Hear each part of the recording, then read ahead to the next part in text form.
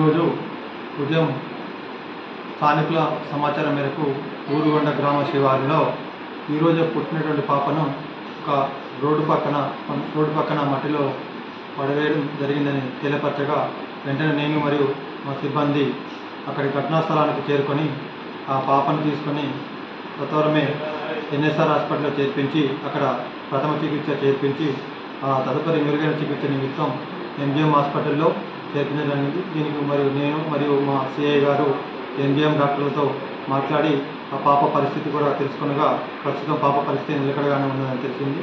మిగతాది సమాచారం కేసు నమోదు చేసి దర్యాప్తు చేస్తున్నాము.